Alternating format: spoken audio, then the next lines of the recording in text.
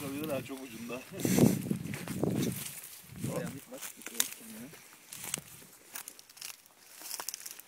Bak. Evet.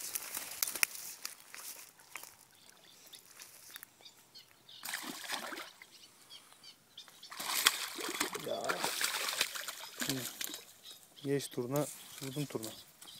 Genç turna. Kaşıktan çok zor buluyor ya. Evet. Ondan sonra kolay tutuyoruz. Bu da uzunlanmış ya. Baksana. Evet. Zarar vermeden çıkartıyoruz. Çok temiz. 10 numara işçilik oldu. Evet. Başında evet asalak var. Ondan da kurtaralım turnamızı. Bu genç turnayı salalım.